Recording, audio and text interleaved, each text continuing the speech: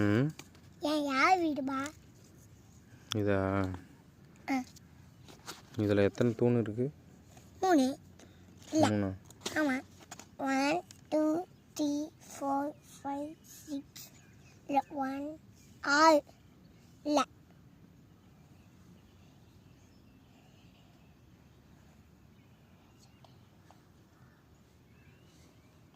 5. அதுக்கு இவ்வளோ நேரம்.